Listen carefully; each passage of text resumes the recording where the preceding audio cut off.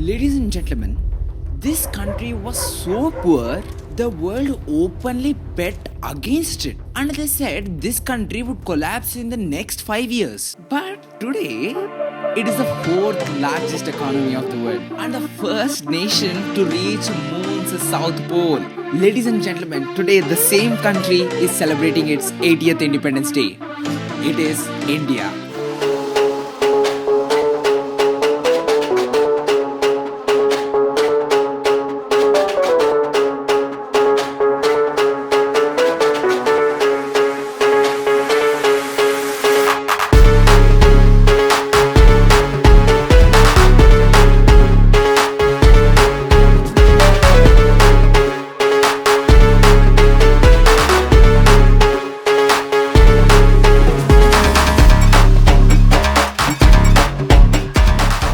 Today, on Independence Day, I'm going to prove every single word of it with numbers that are going to give you goosebumps actually. They said India would stay poor forever, but look at this. According to the International Monetary Fund, IMF, India crossed Japan to become the fourth largest economy on earth with a $4.19 trillion economy of India. They said India would fall behind, but today it's the fastest growing economy on the planet. To put that in perspective, it is growing faster than United States, China, Russia and everyone else. To put that in clear perspective, it is growing faster than China and America. They said India was way backward. But do you realize India is the only country on the planet to make 20 billion transactions every single month? That's almost half of all real-time payments made on earth. It is more than China, Brazil, Thailand and South Korea all put together. When it comes to digital transactions, India is in a league of its own, processing more than China, Brazil, Thailand and South Korea all put together. They said India could never dream big, but in 2023, India proved them wrong. India landed on the south pole of the moon, where not even a single country in the history has done that. And India was the first country. Not even United States or not even China did it. Chandrayaan 3 successfully executed a soft landing on the moon, specifically near the lunar south pole on this day 2 years back. This made India the first nation to land a spacecraft near the moon's south pole and the fourth country overall to achieve a soft landing on the lunar surface. And even they said India was old and it was finished. But today it is youngest and the biggest growing country on the planet with an average median age of 28. Do you realize what this means? This is not a country that survived. This is the biggest national comeback in the human history. But on top of all this, here's the real question. How does a country that the world has already buried become such a great nation? To understand that, we need to go back where it all began.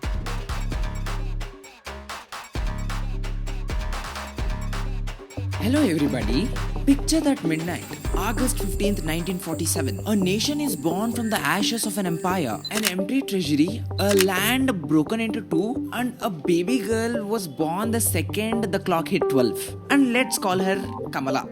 Her mother signs the birth register with a thumbprint because she couldn't write her own name, and India's literacy at that time stood at 12%, where only 12 people could write and read out of 100. That is the India where Kamala opened her eyes. So, in this video today, let us dig deep and understand three things. Number one, the wound India started with. Number two, the night that almost pushed India into bankruptcy. And most importantly, where is India today? The one bet that India is making to achieve the 2047 goal. And finally, whether our generation can make this achieve or not. If this is clear to you, let's get started. Number one, the wound. Now, do you realize back in 1700, India was almost a quarter of the world's economy. Yes, a quarter, 25% of the world's economy.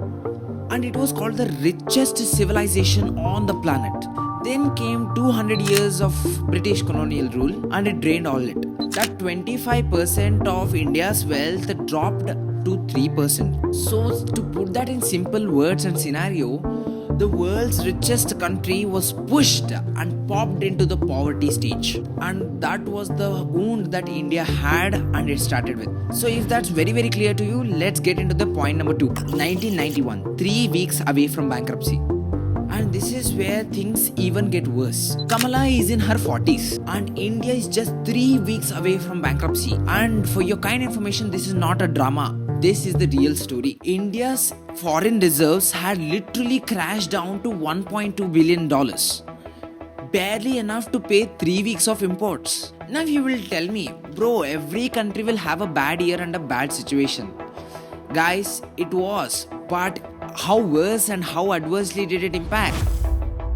India got so desperate that it loaded 47 tons of its own gold and flew that plane directly to London just to borrow the money which is just sufficient for 1 month. Just imagine this, man, a nation pouring its own gold to another nation just to put its light for 1 month. But the story doesn't end here. India rips up the old book and creates a new one. It opened the India's economy to the world, so-called liberalization. And here's the stunning part. What the stats say is, from the year 1991 to 2011, India pulls out 350 million people out of the poverty. To put that in a comparational way, it is the same population of United States. And which brings us to the number 3. That is today, the 2026. According to the International Monetary Fund in 2025, India became the 4th largest economy of the world, overtaking Japan. In simple words, only US, China and Germany are on top of us. It is the same country that the world bet against and said it is going to be buried in the next 5 years. But it turned out to be one of the fastest growing nations on the planet. The baby born with absolutely nothing in the midnight, that was Kamala. Today, her grandchildren are born with a bank in their own pocket because such rich is India today. But India is not going to stop with the rank 4 in the global GDP. It has big plans and the number it's chasing next, it's literally unpredictable and unbelievable. That brings us to the number 3, the thing which we discussed about prediction in 2047. Here's the real goal. India's official target, Viksit Bharat 2047, set by NITI Aayog, is going to be a $30 trillion developed economy. And that date is not just a normal date. It marks the 100th Independence Day of India. To pull that off, India needs to pull up its GDP over 9 times and have its per capita income, also called as average income, to around $18,000 a year. And cherry on the cake, picture this. The very midnight of 2047, August 15th, Kamala's great-granddaughter is born. She opens her eyes not in a broken country where there is no money. Instead, she takes birth in one of the most privileged and most richest economies on the planet. That's the promise India is going to deliver. Now the actual question is, how is India going to achieve that? The single biggest bet India is making is not on oil, is not on its gold, it is not on any natural resource that is buried inside soil, but it is the people who are walking on top of that soil, and I call them young people. Do you realize that while world is growing old, India is actually staying young? Let me give you the reports. According to the EY, India's average age is just 28. Compare that to 38 in China and a shocking 48 in Japan. Yes, the median age is literally higher than India's median age.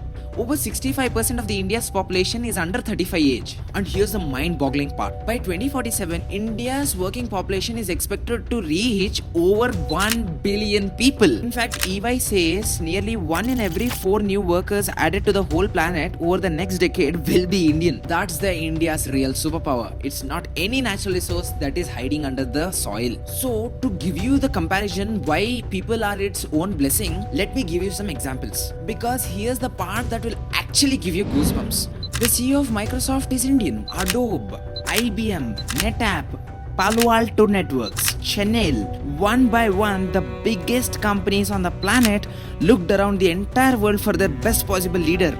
And again, they chose an Indian. In simple words, 2 out of 3 greatest tech giant leaders are kids who are born in India, studied in Indian classrooms and dreamt Indian dreams, but they are leading one of the world's greatest companies. And don't just talk about tech, let's talk something even more. Ajay Banga, an Indian, now runs the World Bank, one of the most powerful financial institutions on the planet.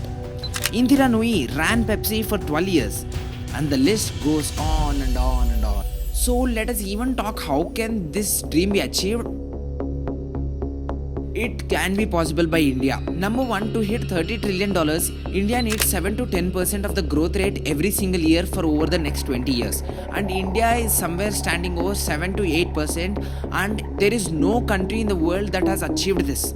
But India is already on the path to achieve the dream. Number 2, a billion workforce. A billion workforce can only be a superpower if they get a job, and India needs to provide them. And I can say definitely India will give jobs and quietly reduce unemployment, because startup companies like Skyroot are already reaching skies, and startup companies like Aether are also reaching roads where once different companies or the world's companies occupied it, but today Indian startups are leading the path, and they can definitely achieve the dream once there are more startups and provide employment to more people. Number 3, the average Indian still earns a per capita of just $3,000, and India needs to achieve at least 18,000 to achieve the dream. And India still has a lot of differentiation between the cities and villages. The Wire has flatly called the 30 trillion target as still a distant dream. So this is not a promise, it is a race. It is a race against inequality, it is a race against time. And definitely every time India was discouraged or India was set back, India never did. India proved everyone wrong and came out of the crisis. And hoping for the best, and India can do the best and achieve its dream, let us go directly into the 3 takeaways that every person watching this episode can take home. Lesson number 1, your start is not your verdict. India began with just 3% of the world's economy, but today it ranks 4th largest economy of the planet. So never a start decides your final verdict or the final stage, because it is just the beginning, and you can turn that beginning into one of the biggest turning points of your life. I recommend analyze the thing that you're keep on postponing and start doing that thing today itself, and keep it consistent so that you can win and you can achieve your dream. If that's very clear to you, let's jump into the takeaway number 2. Your worst crisis can become your biggest turning point. Do you realize India didn't reform until the year 1991, but once the crisis hit India so badly and so brutally, India reformed itself and opened its economy. With that, 350 million people came out of poverty. So the next time when your life hits the rock bottom, don't think it is an actual end. Don't try to hide from it. Rip up the old rule book, write a new one, create a history. And lastly, the takeaway number 3. Consistency beats intensity. The future is not built from a one heroic year.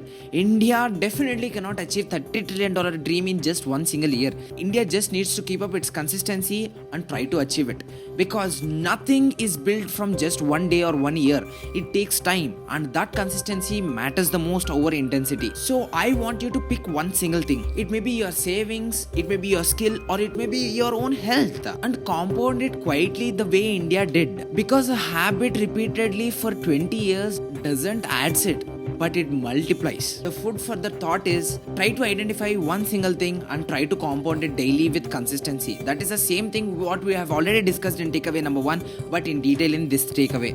So have consistency over intensity. Gradually grow. Anything cannot be achieved in one single day. With that, maybe your grandchildren will enjoy and thank you in the year 2047. So because India didn't get lucky from anything, it was its consistency which bet intensity. And today I can say from scratch, India has reached the 4th rank. Maybe who knows, if this consistency keeps up, India will definitely reach 1st position maybe in another 60 to 70 years. So here's my single question. Can our generation keep up with the dream what India has, and can we achieve it by the year 2047? Drop it down in the comments. I will definitely pin the best one out. I hope you learned something valuable from this case study, guys. So wishing happy Independence Day to India. Thank you so much for watching. That's it from my side for today, guys. Meet you in the next one. Until then, bye. To the glory of our tricolor.